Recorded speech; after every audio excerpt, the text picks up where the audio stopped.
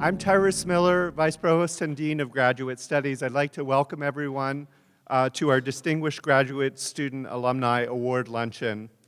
I'd like to welcome our honorees, the deans, faculty, graduate students, and guests. We'd like to thank you for attending the second annual Distinguished Graduate Student Alumni Award Luncheon, a title befitting an event honoring these 5 individuals of whom UC Santa Cruz, the Division of Graduate Studies, and the 5 academic divisions may be justly proud. As Vice Provost and Dean of Graduate Studies, I welcome this distinguished group of honorees to the ranks of a continuing strong tradition of graduate student alumni whose work in the world confers honor and prestige on UCSC, where they received their graduate degrees, and in some cases undergraduate degrees as well. Thank you for accepting the Distinguished Graduate Student Alumni Award and returning to UC Santa Cruz to allow us to celebrate your success. Thank you also for participating in the Career Paths panel that preceded this luncheon and for sharing your knowledge and experience with current graduate students and fellow alums. Graduate students, their teaching, and their research are integral to the mission of UC Santa Cruz. When they graduate and go out into the world, or in some of our honorees' cases, continue at UC Santa Cruz, they become ambassadors and exemplars of this institution, of its knowledge, mission, and values. Honorees, thank you for being such excellent ambassadors for UCSC and graduate education in your chosen fields.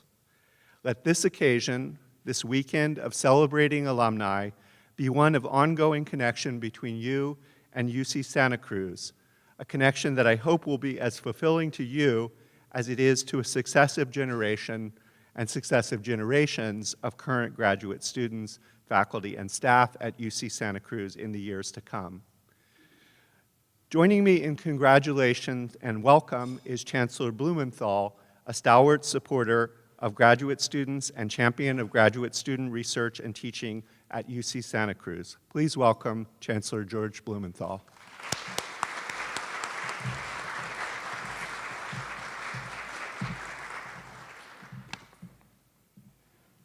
Well, thank you, Tyrus. So first, to those of you who count themselves as proud Slug alums, welcome back. Welcome back to campus.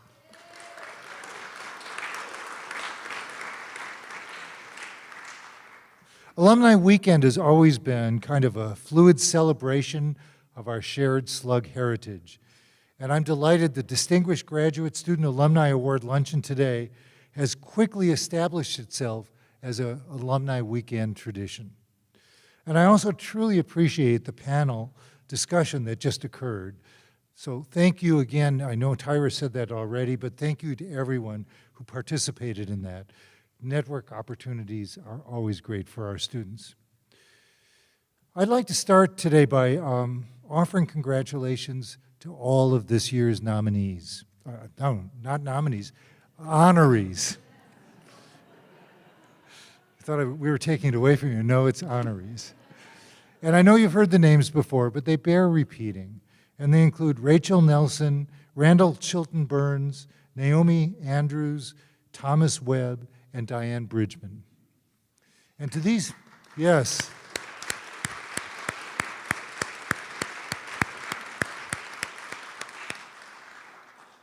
And to the 5 of you, I say that your connection to UC Santa Cruz brings great honor to our campus and to the university. The fact that you all work in discrete disciplines is a strong reminder that our alumni excel in a wide variety of fields. But you also, of course, serve as role models for our current cohort of graduate students, many of whom are here with us today. So thank you. I really do appreciate everything that you do. This luncheon is important for another reason as well. It's vital that we never lose sight of the fact that providing graduate education is a defining aspect of the University of California. It's a defining aspect of our mission.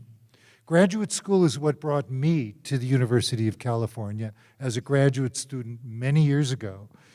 And I don't believe there's enough praise that we can heap on the outstanding graduate research that takes place in general across the UC system, but specifically on our own campus here in Santa Cruz. We have 36 Ph.D. programs and more than 50 master's programs spread across 5 academic divisions.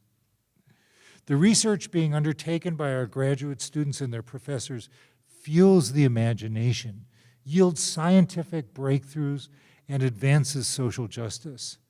In short, it really does enrich our lives. Now, I want to bring this to an end because I do know that I'm one of the things between you and lunch, but I want to say a few words about the man who was behind the mic before me, and more importantly, Tyrus Miller has been behind the graduate division for nearly a decade.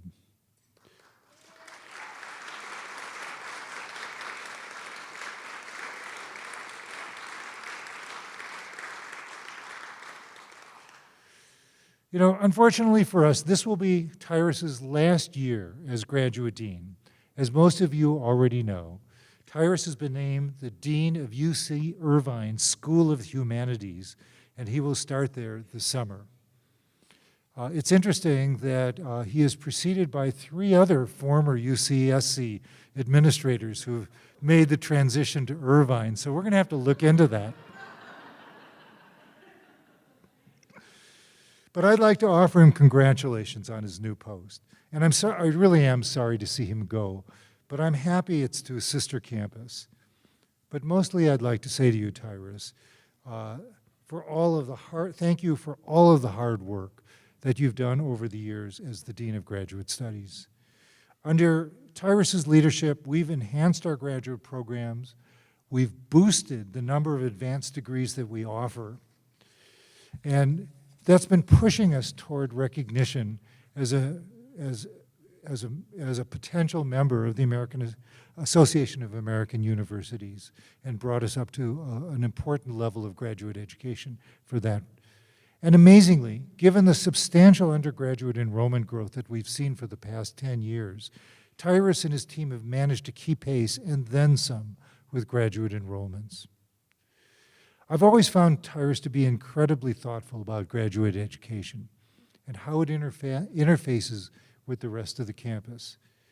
His accomplishments on campus certainly extend beyond the graduate division.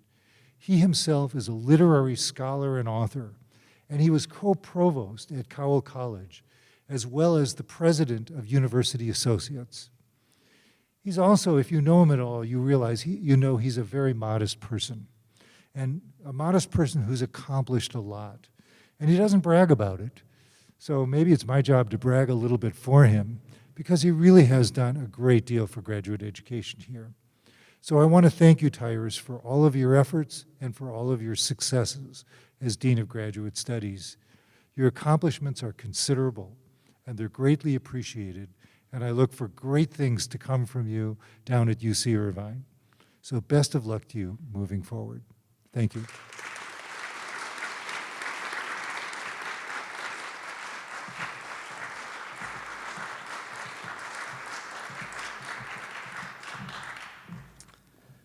Well, I'm feeling a little weepy now. Thank you so much for that, George. And I do want to dispel any misconceptions that those remarks were not prepared by the graduate division for the Chancellor. And now we'll move to the awarding of our, and the recognition of our awardees. I'd like to begin by calling Professor Jennifer Gonzalez, Professor of History of Art and Visual Culture, and John Weber, the founding director of the UCSC Institute of the Arts and Sciences, to present the Arts Division Award to Rachael Nelson.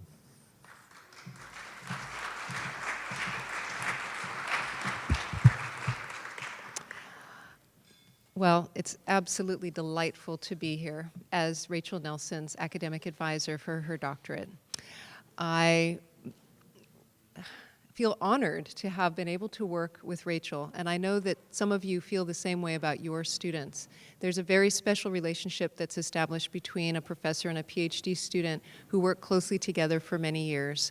And our division only has Ph.D. programs in the last 6 years, and Rachael Nelson is our very first cohort of Ph.D. graduates, and she has just been a stellar scholar. She's already publishing very important articles in the top journals in our field, and she's organized incredible exhibitions that John will say more about in a moment.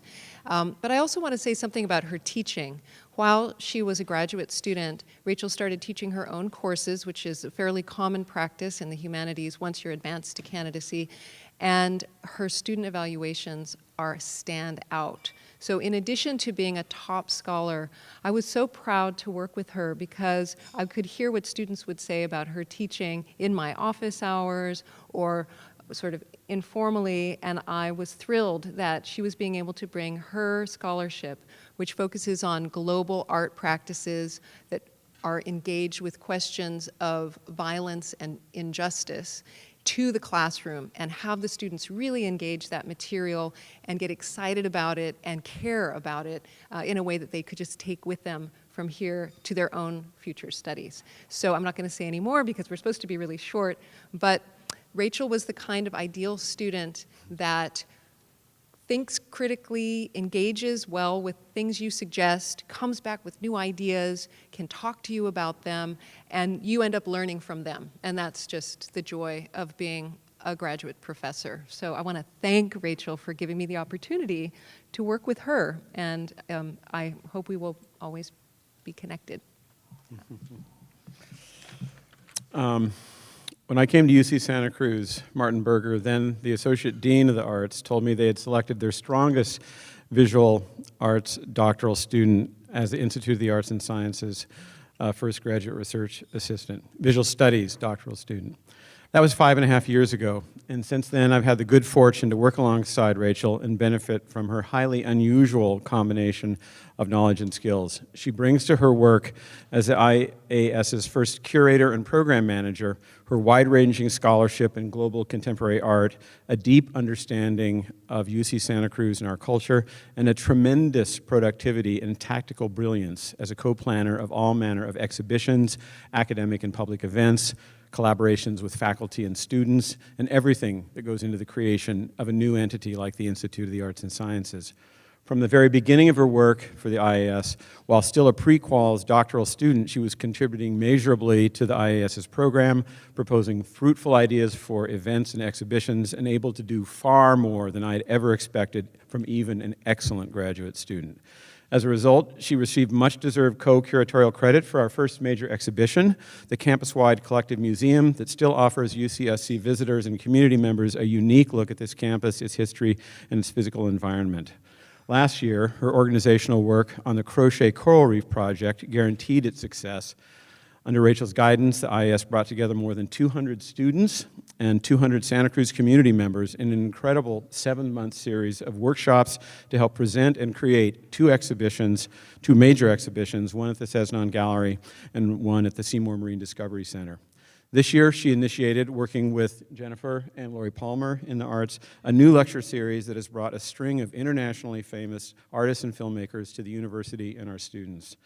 She's also worked brilliantly to help the IAS present two major, what I call national rank exhibitions, including Janet Cardiff and George Burrs Miller's Forest for 1,000 Years, the audio installation right now at the Arboretum, and opening on May 18 and 19, Newton and Helen Harrison's Future Garden for the Central Coast of California, also in the Arboretum and Botanic Garden. But really what I'm most excited about is Rachael's next big project. It will be a nationally touring exhibition, a major conference, and a scholarly publication, all of which will draw on and help further the important research, teaching, and activism based at UC Santa Cruz about mass incarceration, the prison industrial complex, and its relationship to race. Contemporary artists have taken up this issue brilliantly, and Rachael's upcoming show, Barring Freedom, aims to powerfully connect art, social science, and activism. In the course of a 30-year career working at the national level in the arts, I've had just a very few colleagues and co-workers who were day in and day out as good at their work as Rachael Nelson is. I have never worked with anyone better. Please join me in welcoming her.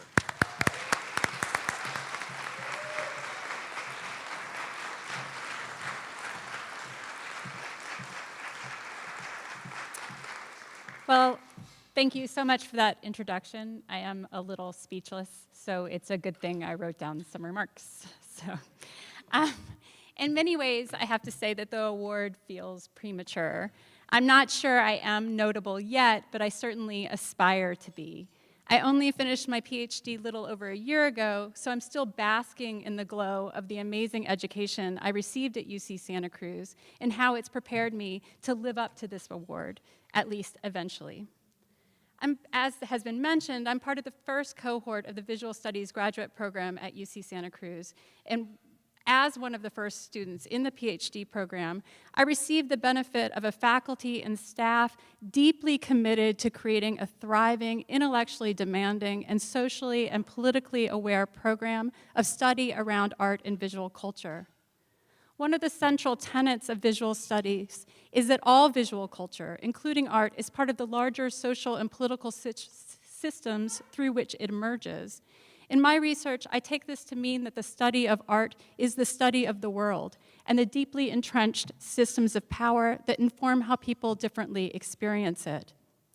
In my coursework and mentoring with amazing faculty like Jennifer Gonzalez, TJ Demos, Derek Conrad Murray, Elizabeth Cameron, Stacy Kamahiro, and Martin Berger in visual studies, and Anjali Arandikar, David Marriott, and Angela Y. Davis in the History of Consciousness and Feminist Studies programs, I was pushed, and I mean really intellectually pushed, to think about the worlding done by art in rich, nuanced, and interdisciplinary ways. I took on a dissertation project which seemed to me to reflect the aspirations of visual studies. My now madly under-revision manuscript, At the Edge of Ruin, Contemporary Art and Globalization in the 21st Century, asks what contemporary art practices and exhibitions reveal about the current state of globalization, the nexus of historical, technological, political, and economic developments that attempts to bring together the diverse people and places that span the globe into one world system. My education into what art does in the world also inflects the way I think about my curatorial practice and my work at the Institute of the Arts and Sciences here. I think I mentioned that I had a particularly rich education, but let me be specific about the way in which that John Weber and the Institute of the Arts and Sciences fits into that.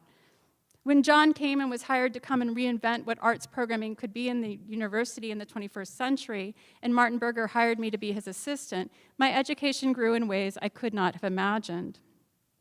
Let me say again, I approached the study of art as the study of the world, and as I learned working with John, this is not just an abstraction. Learning what it takes to make artworks, to put together exhibitions, and experiencing all the logistics and brain work that it takes to produce the worlds of art, to produce worlds of art, has deepened my scholarship and my engagement with the arts. As first a graduate resource assistant at the IAS and now as curator, I've gotten to work closely with amazing artists, including Harold Fletcher, Isaac Julian, and Janet Cardiff, which has been a profound experience. And I've had the opportunity to put some of the ideas about art that I've developed through my education in visual studies into practice. As you've heard, I'm currently working on an exhibition that will open here in 2019 called Barring Freedom, which will bring together works by artists from across the United States to ask what insight art can give into the immense issues that's rolling in the nation, the structural racism that continues to drive law enforcement and the larger prison-industrial complex. I keep saying that the study of art is the study of the world, and in this exhibition, I will put this into practice and ask what art can show us about the conditions of the world in which we are currently living. So thank you. Thank you to Jennifer and John and all the amazing people who have mentored me. Thank you for this award that lets me see that the university believes not only in what I have done, but also in my future. I'm excited to live up to this honor.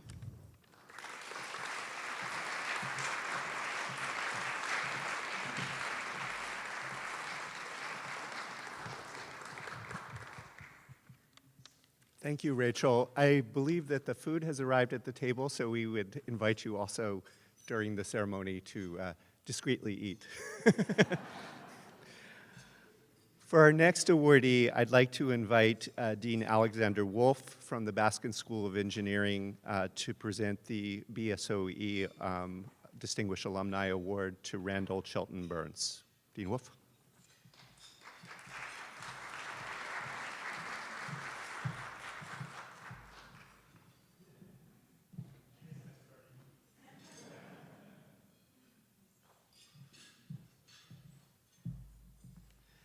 I think one of the things that I really enjoy about these kinds of events is hearing about how our different disciplines talk about ourselves, right? This is an opportunity in which we are reflecting on what we value as researchers and how we discuss that and present that. And there are striking differences, and those striking differences, I think, are incredibly important and incredibly useful to value in our community. So let me begin. The Baskin School of Engineering prides itself on the caliber of both its research and its teaching. Together, they produce highly accomplished and innovative engineers and engineering researchers. Our honoree today exemplifies this. His contributions to both industry and academia are striking. Randal Burns is a full professor in the Department of Computer Science at Johns Hopkins University, where he has spent most of his career. He has also been very involved in entrepreneurial activities and created a number of companies. And I think this is a very important way that engineering researchers express their ideas, both through their publications and through their inventions. And Randal has exhibited incredible ability to do both. Randal got his Ph.D. from here in 2000 and a master's degree in 1997. And that 1997 is an important date because the engineering school actually is 21 years old now. So that was the first year of the engineering school. And Randal, in some sense, is part of the first graduating class as a master's student, and then went on and got the Ph.D. Randal came to UC Santa Cruz from Stanford, where he got an undergraduate degree in geophysics. And I think that, in a sense, informed what he did since then, and has been a bedrock, so to speak, for those of you interested in geology. That will mean something to you. A bedrock for the work that he's then done, which has been really very, very impressive. Randal is a Kavli Fellow, a very great distinction. He's a senior member of the IEEE and the ACM. These are the two major professional societies in computing. He's an alum of the Defense Science Study Group, which again is another great honor, serving the country and advising the Defense Department in its scientific priorities. And he's a co-founder of a number of companies. Now, I'm standing here introducing Randal, but I actually just met Randal about 10 minutes ago. Feels a little awkward, but I think that that kind of pride that I have in our graduates transcends actually knowing them, because one's always impacted by the accomplishments of our graduates. In some sense, our graduates are what define what the school is and how it is accomplished and taken up its place in the world. Randal's PhD advisor was Professor Darrell Long. Darrell is very unhappy that he isn't able to be here today to introduce Randal. Darrell is actually off doing the work that he should be doing, and he is out of town doing that, and that was a previous engagement. So I asked Darrell to send me some words that I could share with you about Randal. So I'll do that. Randal came to us after earning a Bachelor of Science degree in geophysics from Stanford. I was very fortunate that he chose me when looking for an advisor. He is a once-in-a-career class student. I'm sure he says that about all his students, but Darrell, I should tell you, Darrell is the kind of PhD advisor that we really, really treasure. He views his students as part of a family. He's very involved with them at a personal level, and that personal involvement continues beyond the graduation date. And I think that's a hallmark of the PhD education that we provide to our students. Let's see. So Darrell goes on to say that Darrell was working at IBM. I was working at IBM as a visiting scientist at the time and brought home a project on doing differential compression. IBM gave us a grant to put differential compression into a product called ADSM. Randal took the lead on doing the implementation and was very quickly pulled into IBM. By the way, this is a long-standing pattern of the industry academia involvement where industry sees valuable people and value in these people and pulls them in. And actually that can be a wonderful symbiosis there between industry and academia. He was first pulled in as an intern and then as a staff member. He and I worked with Bob Reese and David Pease to design the storage tank product. And Darrell says this was renamed in typical IBM fashion to IBM Total Storage SAN. So they like to come up with very, very nice names, let's say, memorable names. One day, Randal told me that he was taking the vow of poverty and become a professor. Johns Hopkins quickly snatched him up. I don't recall him even having to look very hard. Randal has branched out from storage and moved strongly into what I might call big data for science. And obviously we know that big data is an extremely important topic. It's one that we are highlighting in the engineering school certainly, and is also becoming a focus of the campus more broadly. He did this in the mold of Jim Gray, and Jim Gray was a very important figure in the computing discipline. He made a number of very, very fundamental contributions. He is respected in the pantheon of computing, and for Darrell to have compared Randal to Jim Gray, even if you don't know Jim Gray, just let me say that is an incredible, incredible honor. Let's see. Randal has branched out from storage and into big data for science. The breadth and depth of his work is astounding. His work spans core storage in neurobiology, turbulence, and hydrodynamics. For those of you in geology and maybe in geophysics, that might still sound familiar. Randal, we are honored that you made the trip across the country to be with us for the Alumni Weekend. We celebrate your success. I know that you're going to continue to distinguish yourself and thereby distinguish us. And on behalf of everyone at the Baskin School of Engineering and at the UCSC campus, we congratulate you and give you our warmest thanks. Randal?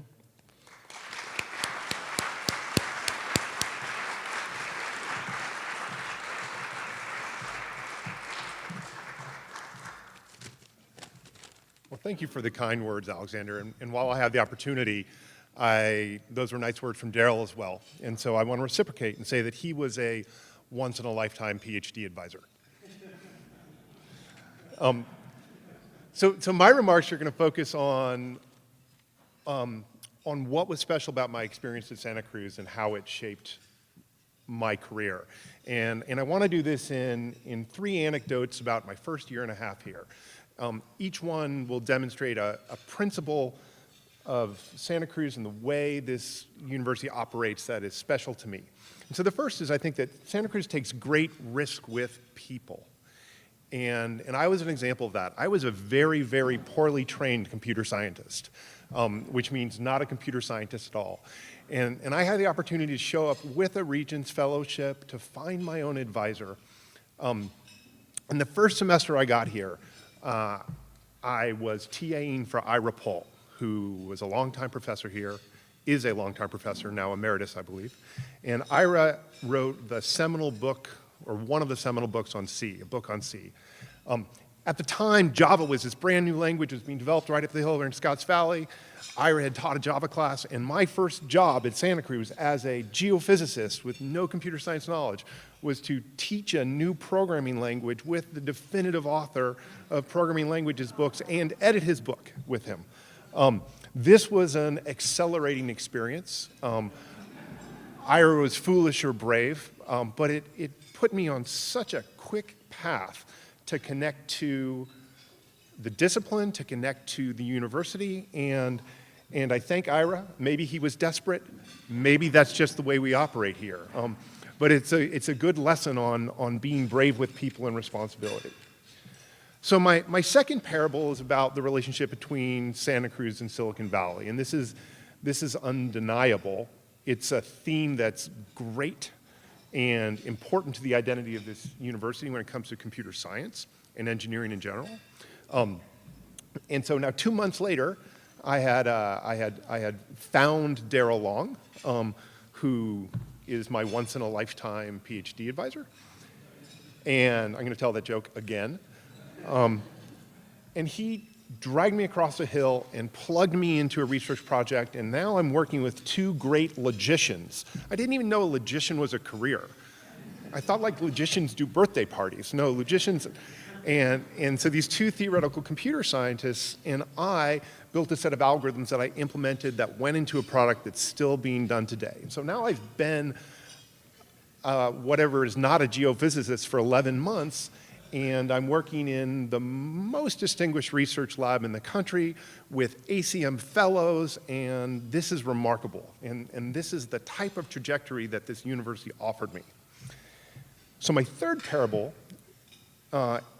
is about the culture of broadly curious intellectuals at Santa Cruz.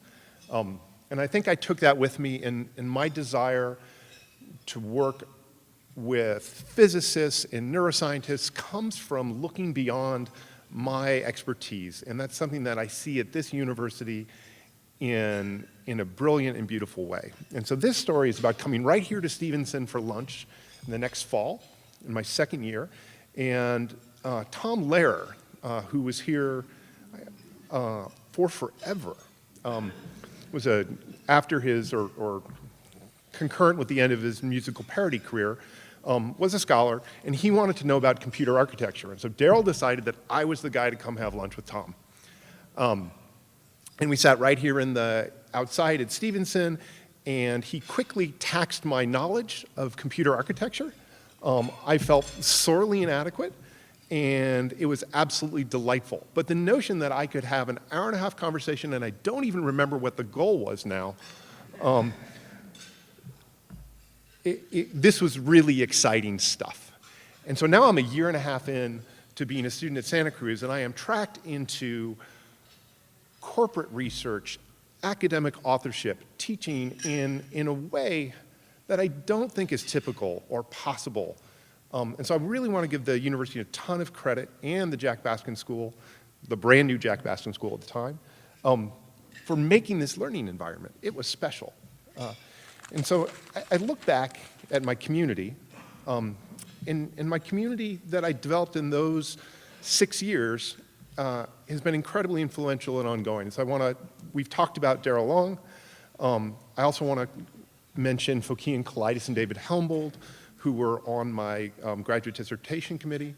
Pat Manty, who was the first dean of the Jack Baskin School of Engineering, gave an incredible amount of support. I'm thrilled to have some of my PhD lab mates with me today. Lawrence Yu, David Pease, Tom Kroger, and Ben Reed. The fact that we can tolerate each other after 20 years is high praise. And those that couldn't be here, Ahmed Amr, Ted Haining, Richard Golding, and Ben Hamilton, Tracy Sconiers. So thank you for the honor. Thanks to the university. What a pleasure.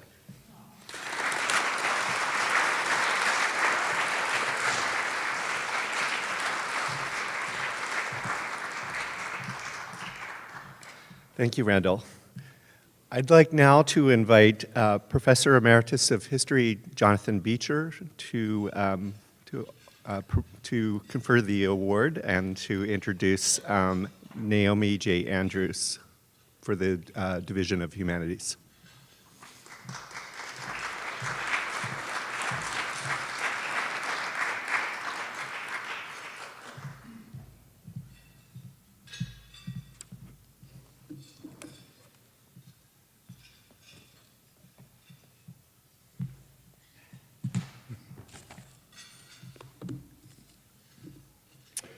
Naomi Andrews is a special case among today's honorees in that she was both an undergraduate and a graduate student here at UCSC.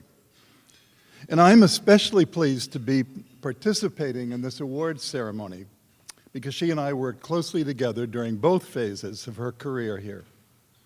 In fact, some of my best memories as an undergraduate teacher are courses in which she played a leading role. A course in Russian intellectual history, for example, which I was teaching for the first time in 1985, and in which, as a freshman, Naomi wrote a wonderful paper on images of Russian nihilism in the work in novels by Dostoevsky and Turgenev. 2 years later, in a seminar on the history of Paris with an extraordinary group of students, in which Naomi led an amazing discussion of Hugo's Les Miserables, which we read in its entirety. And then she went on to write a beautiful seminar paper on images of Paris in Hugo and Balzac. When Naomi returned to graduate school after a break of a few years, we worked closely together in a variety of ways. She was my TA in French and Russian and European history. She was a great research assistant who was scouting for obscure documents in Paris archives. And we did reading courses together on French history and literature, and studied the emergence of French democratic and socialist thought in the period between the French Revolution and 1848. Now, this was and is a special interest of mine, but one of the really gratifying features of our work together was Naomi's ability to take my interests to new places, to places that I'd never been. Thus, I'd written a book subtitled The Rise and Fall of French Romantic Socialism. And Naomi's first book, a fascinating and highly original study of the relation of early French socialism to the emerging women's movement in July Monarchy France, was subtitled Gender in the Intellectual Landscape of French Romantic Socialism. Since then, Naomi has moved in other directions. She's now playing an important role in the attempt to rewrite history, the history of 19th century France, in deeper and more complex terms than were possible within the traditional Republican narrative. She's also been a major contributor to the movement to grasp the importance of the colonies and of colonized peoples in shaping national identity and political cultures in modern France. One contribution to this movement is a paper just out on the selective empathy. It took a long time for it to come out, but it's there. A paper on the selective empathy of French socialists with regard to French Algeria. And a book is on the way. Now, in addition to her scholarly work, Naomi has been an imaginative and adventurous teacher, developing at Santa Clara a core pathway on gender, globalization, and empire, and expanding from her base in French history to teach courses on the Haitian Revolution, the veil in the modern world, and gender, race, and citizenship in the Atlantic world. At the same time, she has emerged as a leader in the French historical profession, and she's just finished up a term as president of the Western Society of French History. And in that role, she organized a wonderful conference at Reno last November and had the good sense to put on the conference in a hotel with no slot machine, but with the tallest climbing wall in the West. Now, I want to end by reading you the evaluation that I wrote 33 years ago on Naomi's performance in my upper-level course in Russian intellectual history. Naomi Andrews' work in this course was outstanding. By the end of the quarter, she emerged as an uncommonly thoughtful and articulate participant in class discussion. On the oral examination, she showed that she thought hard and imaginatively about a wide range of issues. And her long final paper on novels by Turgenev and Dostoevsky was superb. The paper was extremely well written and full of shrewd and illuminating insights. But what particularly impressed me about the paper was Naomi's ability to integrate the insights within a rich and complex line of argument and to work out the whole with care and imagination. Naomi's performance this quarter would have been outstanding in a student, would be outstanding in a student at any level. The fact that she is a freshman only increases my admiration. Well, she's no longer a freshman, but I'm still full of admiration.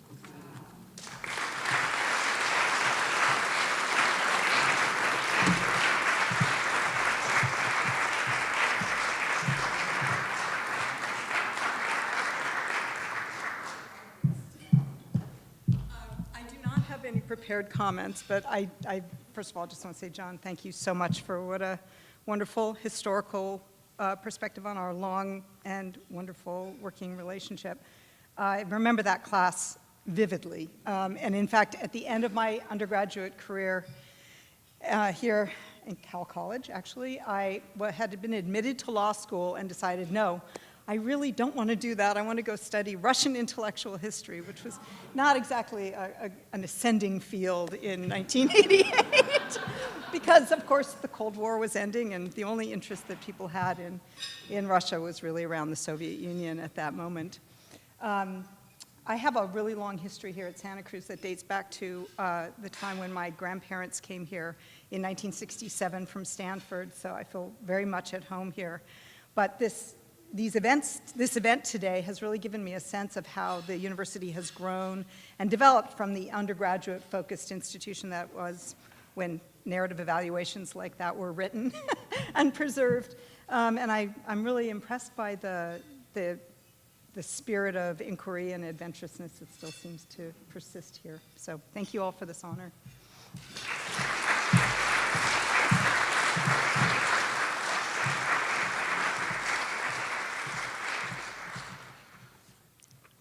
I'd now like to invite Phillip Cruz, Distinguished Research Professor of Chemistry and Biochemistry, to introduce Thomas Webb for the Division of Physical and Biological Sciences.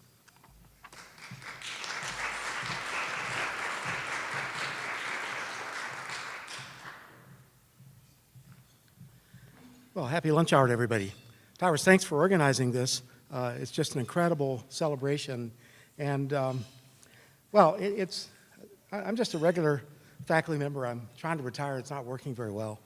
But, but at any rate, Paul Kotz should really be up here waxing on about the Division of Physical and Biological Sciences. And so I'm not going to try and go that direction because I couldn't do it justice. What I really want to focus on is a couple things, a kind of a question. Why was Tom Webb, who many of you probably don't know, because Tom was here kind of an ice age ago, but Tom is very deserving of this award, and I want to give you a sense of why he was selected and also what he's been engaged in since he left UC Santa Cruz in 1980. All right, so Tom is a chemical biologist. He's director of medicinal chemistry at SRI International. It's a campus that's been in Menlo Park for decades. There was important research going on at SRI in the 50s, and it still goes on today, and Tom is a leader on that campus. I'll say a little bit more about what he's doing in just a few minutes. Tom is an adjunct full professor in chemistry and biochemistry on our campus, and he's also an associate member of the Stanford University Cancer Institute. So I and my colleagues in chemistry are incredibly proud of Tom's achievements. And really thanks to Dean Koch and Chair Ilan Benjamin and other colleagues that really thought about our past graduates and came up with Tom as an honoree today. Tom really represents the tradition of scholarship and science creativity that we tried to build in our graduate students decades ago and are still trying to achieve that same thing.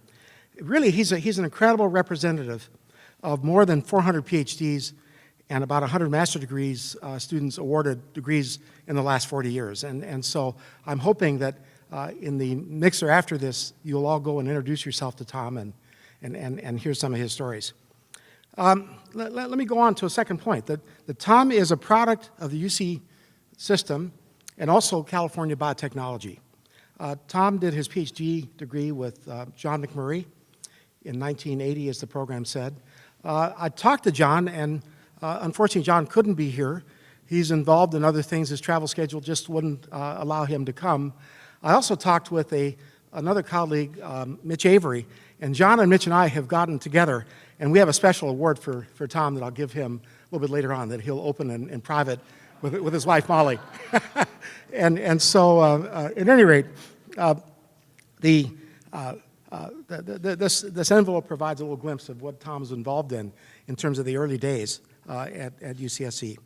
His dissertation, which actually Tom visited our lab meeting about maybe 3 years ago, and I decided I wanted to see if his dissertation was still in the archive, so I went and got it.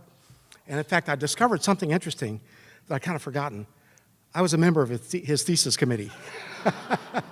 And so I won't discuss any further what we discovered as we looked through his thesis. But what was stunning was at that early stage, Tom was really having thoughts that many people around the country and the world have built on today. And that is by combining total synthesis, in other words, synthesizing important molecules from scratch, and then beginning to investigate their biological properties. I'll come back to that in just a minute. So at any rate, this provided the path forward. Oh, there's one other thing I need to mention. Tom came to us after having great training on our sister campus at UC Berkeley. And I look at that as that the Berkeley faculty trained Tom very well so he could get through our rigorous program. And we're still grateful from the standpoint of that development. Tom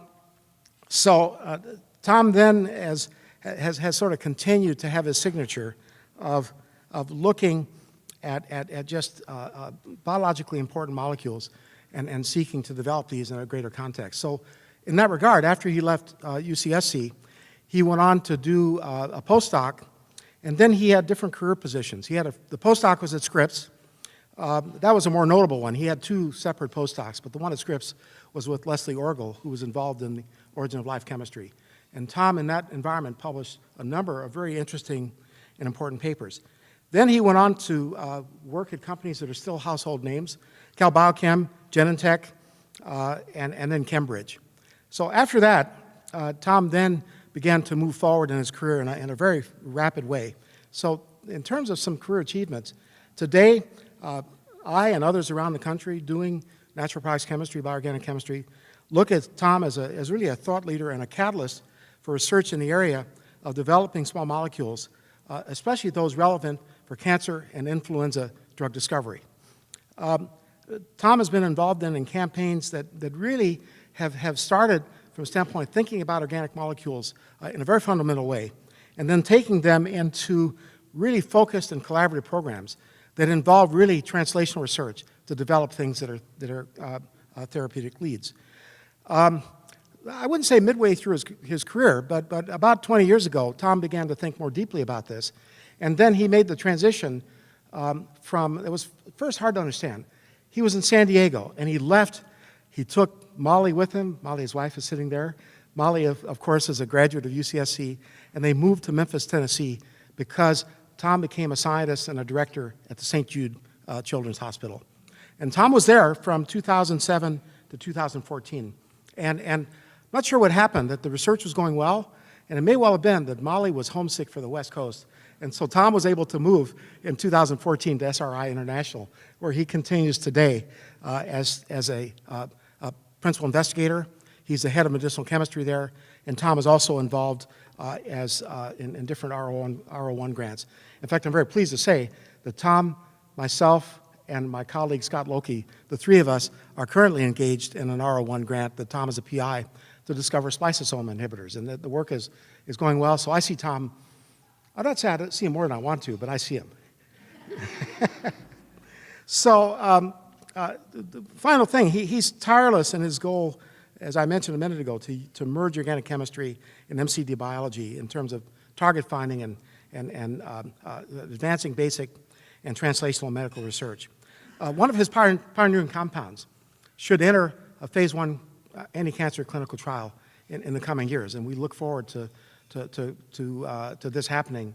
And it's just going to continue to skyrocket Tom in terms of being prominent in the landscape of bioorganic chemistry and chemical biology. So Tom, in closing, let me just offer you a hurrah. I'll give you this envelope, and you should open it a little bit later, but come up and tell us more.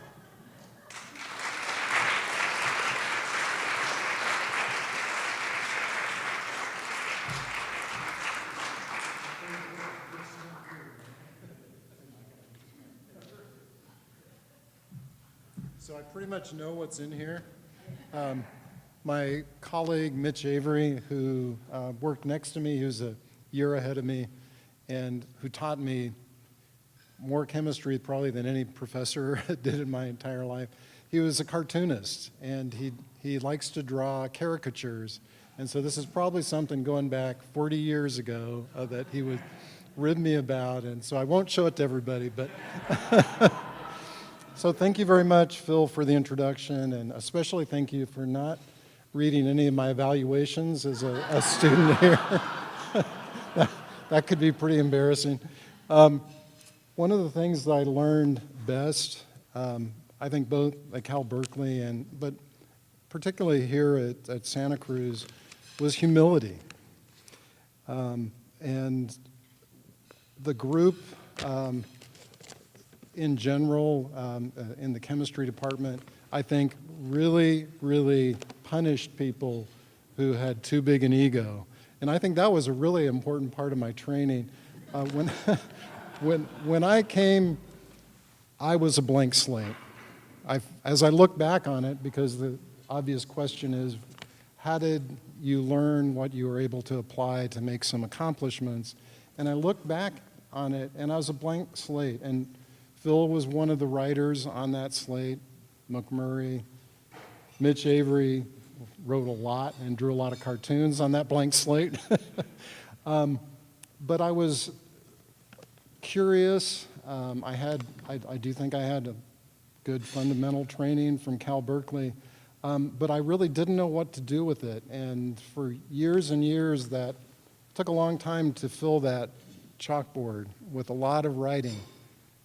And my career sort of simmered very slowly in the background as there was still room on that chalkboard for more thoughts and more input. And I really was taking things in.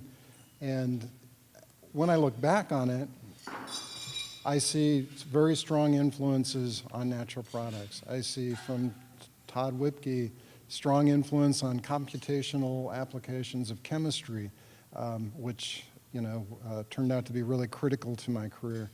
Harry Noller, who is the outside member on my committee, impressed on me the interest in RNA that I took to me with my postdoc, and also the projects that I'm currently working on and applying that to developing new anti-cancer agents. So it looks like, as I look back on it now, that I learned everything here, really.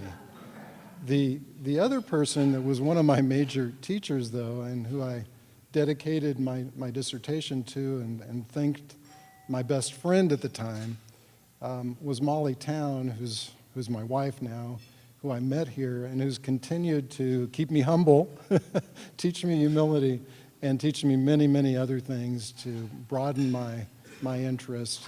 And I want to thank I want to thank everyone who's created the environment at UC Santa Cruz, particularly in the department. And I think that if I can point out something that I brought to the whole story was really the curiosity that I had and the willingness to absorb knowledge and bring it in and to try to process knowledge from many different directions. And I think increasingly that's a valuable skill to have. I think it takes a long time to learn that. But if you've got a fundamental foundation and if you've got the right teachers, now as I look back on it, I wish I'd listened more. I wish I had even been able to take more advice from my professors. The classes that were some of the most difficult ones that I probably griped about the most were the classes that had the most importance to me in my career, and that I am still constantly using that knowledge that was, in a way, I was pressured to get those skills. And it was the wisdom of the educators, the people who were able to put together a curriculum to train people that I look back on kind of with awe. And I still don't understand how they were able to see what a curriculum for someone in my field in chemistry should look like, and that is still valid after decades is really, really a remarkable thing. And so I really have to thank all of my professors and everyone who helped me, including the graduate students, postdocs, the environment that was created. It's really an amazing thing. And the other thing I wanted to point out is from where I came from a background of no academic history in my family. My parents did not graduate from high school. My grandparents didn't graduate from high school. They were from pioneer farming families in Missouri. The idea of getting an education, I remember when I told my parents that I thought I should go to college, they really had a completely blank look, and my father said, "But why would you do a dumb thing like that?" Yeah. So they were self-taught, and that was the way you got an education back then. The advantage of a college, of course, is that you don't have to learn everything the hard way, hopefully, and you've got all of this assistance, all this infrastructure, and all these amazing people to be around. The most humbling experience, I think, that I ever felt was being around an environment, not just professors, but also students who seemed so much sharper than I was at the time. It took me a long time to catch up to it. And so I really appreciate it. It's hard to put your finger on the one thing that UC Santa Cruz, does for you, because there's really so many things that were done here. And so thank you, everybody, really sincerely. And I really intensely appreciate the honor. Thank you.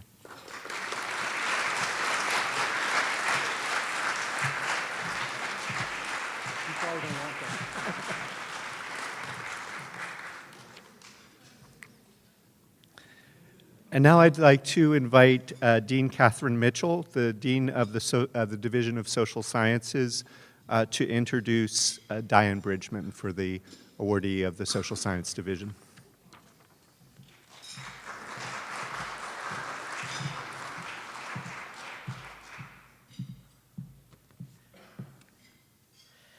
Well, it gives me great pleasure to introduce our honoree today. And I'll just start with a few words about Diane as a person.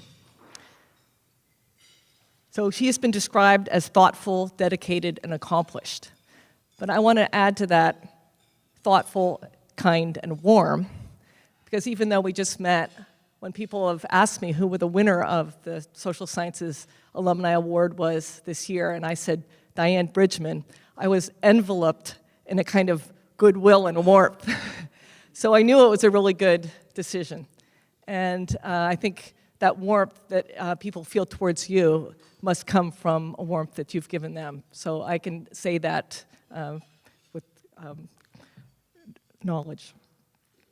A few words about Diane in terms of her accomplishments. She received her MA in psychology at UC Santa Cruz in 1975. 2 years later, she was awarded her Ph.D., and her advisor, Elliot Aronson, is with us today. Thank you for being here. Her dissertation research, which she subsequently published, was an important field experiment in which she demonstrated that 6 weeks in a jigsaw classroom in which students cooperate with one another rather than are in competition greatly improved their general empathic warmth, I would say, with each other, as opposed to competing with each other. Students in jigsaw classrooms learn to take the perspective of other students, which may have been the key element in a reduction in prejudice that she and Aronson had discovered in earlier experiments. So this research was highly innovative and continues to have an impact on education and society today. She's continued to publish. She's the editor of the book, The Nature of Prosocial Development, Interdisciplinary Theories and Strategies. But beyond these academic accomplishments, Diane has significantly enriched our community and her profession. As a licensed clinical psychologist for more than 20 years, she works directly with individual clients. She supports our community in so many ways, as a responder, volunteer, manager, an instructor for the American Red Cross of the Central Coast. As an ARC instructor, she teaches classes in disaster, mental health fundamentals, psychological first aid, international humanitarian law, flu pandemic, and many other areas. Diane has responded to earthquakes, floods, 9/11 in New York, airline incidents, and wildfires. She consistently contributes her time and expertise to the crises of our society, which it continuously faces. Diane also works in service of her profession. She is active at all levels of the Psychological Association, having been president of the Monterey Bay chapter and currently leading committees at the state and national levels. She gives numerous talks and keynote addresses, leads workshops, and teaches and develops policies in her areas of expertise. She has been honored with many awards. I'll just cite a few here. The Monterey Bay Psychological Association's Outstanding Psychologist Award, and the American Red Cross's Professional Hero Award and Sisters in Service Award. Diane also enriches our community in another way, as a singer in the Santa Cruz choral, and I have the impression that a love of music runs through the entire family. Diane is honored by the presence here today of her daughters Tess and Natalie. Welcome. Also highly accomplished women. But can you sing? I'm assuming you're good singers too, is that right? And I also want to acknowledge that one person is missing from this celebration, the late Bruce Bridgman. Diane has had to draw on her own crisis management skills in her life to cope with Bruce's unexpected passing in July 2016. In response to this loss, Diane and her daughters endowed the Bridgman Graduate Award in Cognitive Psychology. So thank you so much for that gift.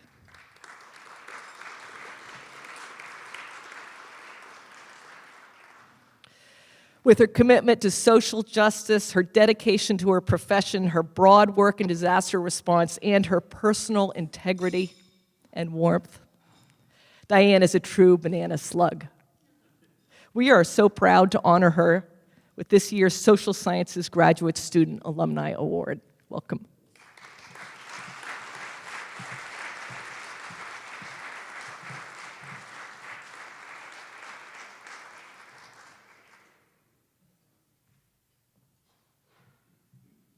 I want to thank the Graduate Division for making these awards possible. Very generous of them.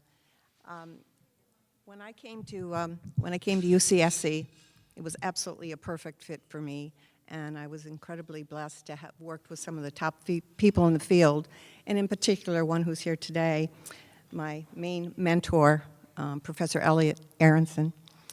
UCSC was very wise to attract really important people who really value the importance of research and also were enlightened teachers. Elliot would hold his students mesmerized by his applying of social psychological principles to everyday problems and issues.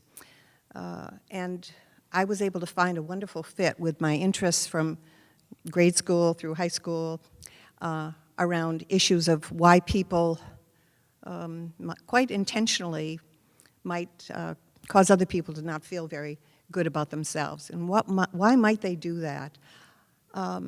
And trying to explore a little bit more about why, in my work in protesting of various wars, why our country would go into other countries, destabilize them, take their natural resources, affect their elections. Why would we do that? Why would a democratic society do that? Why do we do things that divide people and polarize people? And what are some things we can do to change that? Enormous questions, and I don't have the answers. But some of my research helped me to better understand how people formulate some of their ideas and how it's helpful to really trade expression about putting yourself in the other person's place. We do so little of that, and right now in our country we're doing less and less when we need to do it more and more.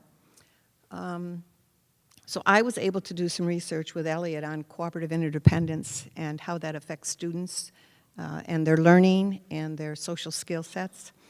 And we were able to bring together, too, UCSC and the Graduate Division offered so many unique experiences. They integrated classical, traditional literature and understanding of the world with very contemporary approaches to how we learn.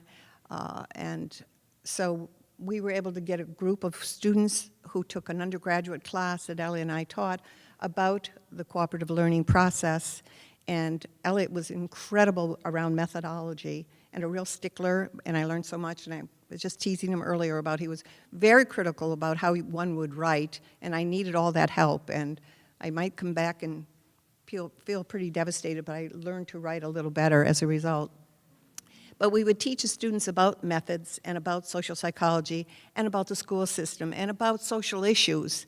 And then we would have workshops for the teachers, we would talk with the administrators, and we trained the students to go into the schools and help them develop the cooperative method. And we compared it with regular lecture type learning and small group learning. And we found that the cooperative interdependent learning was the best in terms of helping them with both their grades, their self-esteem, and in my part was the role-taking, ability to take the role of another. So I was able to really work with also Professor Elliot Turiel, who's now at UC Berkeley, and his work was moral reasoning and social reasoning. So I kind of put those pieces together in some of the work I've done during that time. And I was able to work with these incredible minds and teach with them, publish with them, present with them. It was just so rich and so pivotal for my experience that UCSC allowed students to do that kind of work. And I was on the graduate council, and I tell the story about how they found some money, and I was able to put on a seminar of leading speakers of the day to come to UCSC and hear it and invite our community members. Already they were working in those early years of really trying to not compete with the community, but to work with the community. And it's incredible accomplishments, even though it's a very difficult road. And compliment the Chancellor for all the work he's done in the community for many years. So UCSC provided such a fertile place for me to look at those issues and apply them politically and socially. And again, as I say, I think we need to do that more now than ever, not to attack people who look and think differently than we do, but to try to understand where they're coming from, what's their perspective, why might they have that perspective, and how we can find the common ground, which I think there's an enormous amount of it. But what also makes me look at in what's going on in our world right now is why would people vote against their own self-interest and then not even know about it, know that they're voting that way. And that, again, is critical thinking skills that we've all heard many times. But we need to teach from grade school all the way and up, and especially in the universities, and this university does that, really emphasizes looking at things critically and asking why and what's behind it. Why would someone vote against someone who's, or for someone who's taking away their Social Security when they need it, or for a living wage when they need it, or because their skin color is different? Why does that happen? Maybe, yes, there's also corporations and dark money in Russia, but they maybe also aren't even thinking about how that's not helping them get a living wage and be able to have a different skin color and still get equal opportunities for jobs. So it's incumbent on all of us, and universities are the place for the critical thinking skills and for ethics and finding your moral compass. And UCSC is incredible in doing that, and I thank them very much.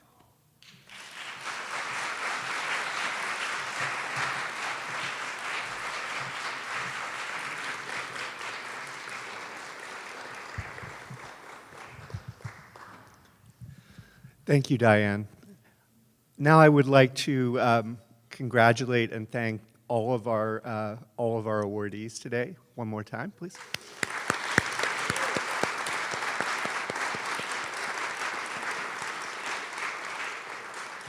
And before I close and allow us to continue to socialize more informally, I'd like, first of all, to say that the Alumni Weekend is a great opportunity for us to honor our alums. It's also an occasion to give and to give back. And on that note, we have gift platters on the table, which if you would like to give, to support our current graduate students for programming and other support, I invite you to do that. Also, you'll see in front of you that there are glass water bottles. I invite you to take those with you. They have a variety of athletic, botanical, musical, and scientific applications. But they're a gift for our attendees today. Now, I would like just personally to say that I'm really moved by the accomplishments of our graduate alums, of which we have had 5 exemplary cases, but we have many, many other alums who have gone out into the world, gone into academia, gone into industry, gone into government, and are doing great things there. And I'm really, truly inspired by this event and by the accomplishments of our graduate students. Your professional and personal endeavors are truly inspirational. So we'd like to thank you one more time. And I would like to ask the 5 honorees and their introducers after the ceremony to return to the stage for some official photos. And let's have another round of applause for everyone.